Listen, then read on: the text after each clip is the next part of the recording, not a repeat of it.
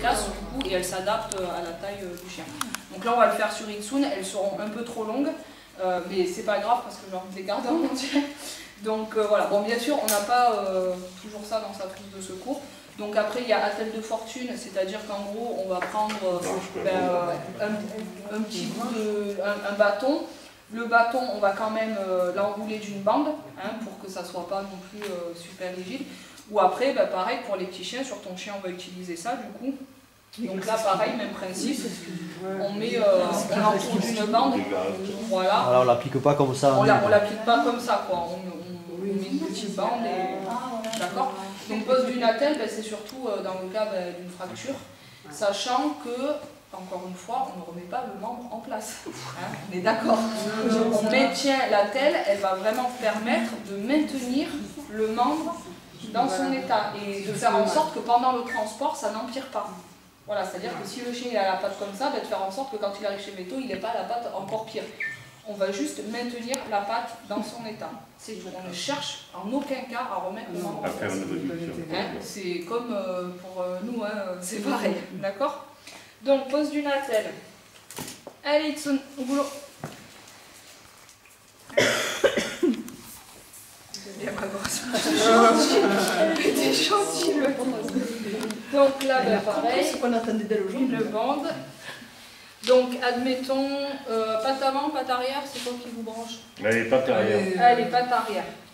Bon, quelqu'un va l'aider n'est pas fracturé. Donc là, par exemple, voilà, le membre est comme ça, je vais juste chercher à le maintenir en place. Donc je vais te demander voilà, de tenir l'attelle au milieu. Voilà.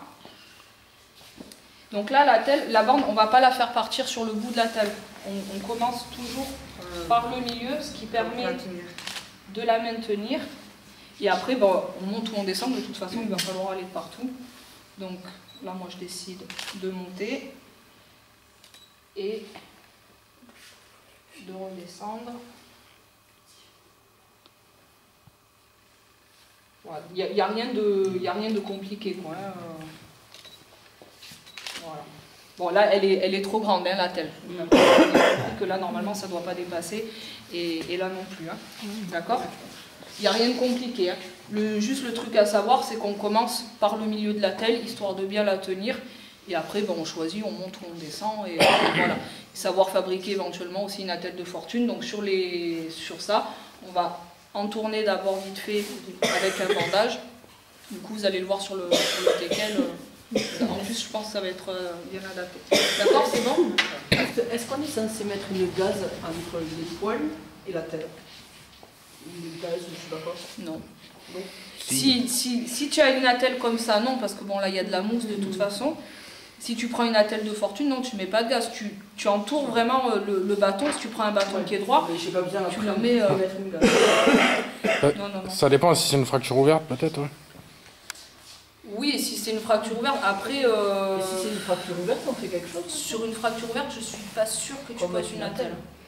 Tu peux, si tu as des pansements compressifs, tu le mets dessus si l'os ne sort pas, tu peux à la limite immobiliser l'os par-dessus le pansement compressif. Mais si l'os sort, non. Oui, non, si sur une fracture ouverte, on ne touche à rien. C'est vraiment, comment on reconnaît qu'il y a une fracture? C'est déformation du membre, c'est comme chez nous. Hein. Déformation du membre et douleur. Et tout de suite gonflement du membre. Hein. Fracture, c'est hématome et gonflement du membre. Ok. Allez, tout le monde va y passer.